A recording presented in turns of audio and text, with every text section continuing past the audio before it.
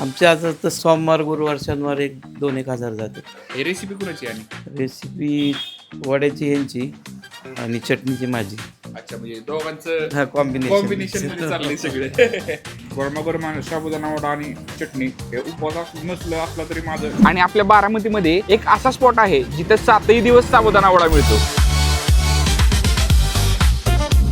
उपवास म्हणले की डोळ्यासमोर येतो साबुदाणा वडा आणि साबुदाणा खिचडी. आणि आपल्या बारामतीमध्ये एक असा स्पॉट आहे जिथे 7ही दिवस साबुदाणा वडा मिळतो. आणि उपवासाच्या दिवशी तर भली मोठी गर्दी पार करून मिळवावा लागतो. बेगवन चौकातून पुढे आल्यावर गांधी चौकातून 1-2 दुकानं पलीकडे सोडली की उजव्या बाजूला हा स्पॉट दिसतो. या शॉपचं नाव आहे श्री स्वामी समर्थ स्नॅक सेंटर.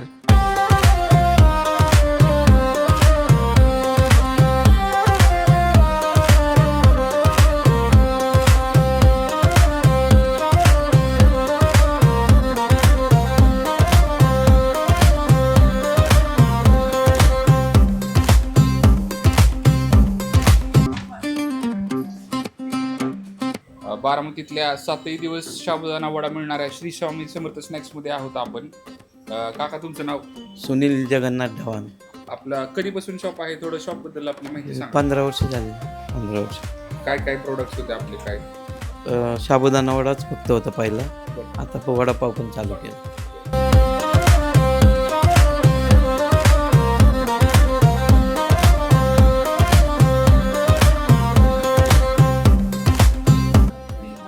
तर आपला साबुदाणा वडा आलाय. त्यामध्ये तुम्ही बघू शकता की 2 वडे आहेत, एक शेंगदाण्याची चटणी आहे आणि एक हिरवी चटणी पण आहे हिरव्या मिरचीची. तर ट्राय करूयात गरमागरम sabudana vada.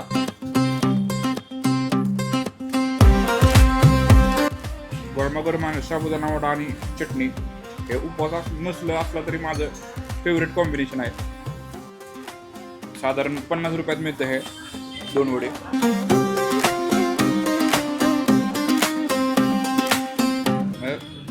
Pricing point wise पण डिसेंट आहे. एक रेग्युलर कस्टमर आहे, 2 वर्षापासून येणार आहे, त्यांच्याबरोबर आपण वडा खायचा योग आलाय. किती साबुदाणा वडे जातात आमच्या आता तसं सोमवार गुरुवार शनिवार 1,000-1,000 जाते. नाही वडे टोटल. इतर दिवशी मग असं 200-300 जाते. रेग्युलर रोज हो आवडीने खाणार म्हणजे उपास असं काही नाही. आणि हायजीनची किती काळजी घेता तुम्ही? प्रोडक्ट मटेरियल्स कसं काय? मटेरियल आता साबुदाणा तर आम्ही त्यात भरून ठेवतो ते मोठ्या कोटीत. ते म्हणजे असं हे काहीच नाही ठेवत बाहेर. शेंगदाण्यासाठी कुटासाठी सगळं पॅकिंगमध्ये एक मोठ्या कोट्यात केलं ते त्या खालच्या. आणि बाकीचं सगळं हेच आहे.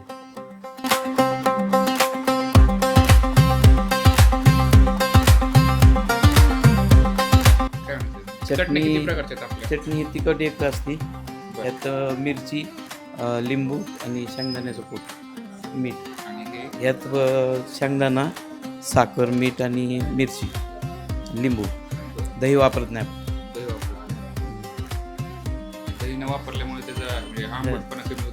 नाही पातळ होतं ना. दह्याने कसं पाणी सुटतं. शेंगदाणा ते हे टाकलं ना पाणी सुटतं, त्यामुळे आपण दही नाही वापरत. आम्ही खाल्ला वडा आणि रेग्युलरच खातो आम्ही. हो.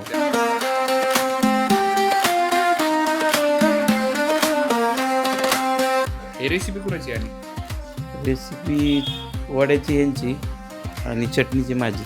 अच्छा म्हणजे दोघांचं कॉम्बिनेशन मध्ये चाललंय सगळे. ती सगळ्या आतमध्ये तेच आणि आमचा माणूस. बाकी चटणीचं आता सगळ्या तयार झालं. म्हणजे आता महाशिवरात्रीला, मोठ्या एकादशीला आम्ही जे 7-8 गडी लावतो. 3 कडे असतात माझे त्यावेळेस. खूप गर्दी असते. हो खूप गर्दी. म्हणजे आता ह्यावेळेस जवळजवळ 5,500 वडी विकली. सकाळी 7 वाजल्यापासून अर्धा 1 तास वेटिंगला थांबलेत आत्ता सुद्धा एकादशीला. मोठ्या एकादशीला 1 तास वेटिंग करून साबुदाणा वडा खातात लोक. हो खातात, पार्सल नेतात. त्या दिवशी जास्त पार्सलच असतं. आणि बाकी बाकी उपवासाच्या दिवशीचं कसं चतुर्थीला पण असतं, चतुर्थीला बी गर्दी असते. तुम्ही आता वडापाव पण चालू केलाय त्यामुळे तुम्ही हो, ते आपलं सप्लिमेंटरी सप्लिमेंट काय होतं, 10 लोक आले तर ते साधारण 3-4 लाखाचा उपास नसतो. मग ते वडापाव खाणारे असतात किंवा दुसरं काहीतरी द्या मागतात, मग ते त्याच्यामुळं मग आपण ते पण चालू केलं. मग दुसरीकडे जायला नको लोक. आणि आमचे काउंटर दोन्ही वेगळे सेपरेट. इकडं त्या काउंटरचं म्हणजे वडापावचं आहे, ते वडापाव असते तिकडचं इकडं काही होत नाही, इकडचं तिकडं काही जात उपवासासाठी सेपरेट. तेवढे आम्ही काळजी घेतो आणि ते कस्टमरला माहिती, म्हणूनच उपास असले आपल्याकडे लोक येतात.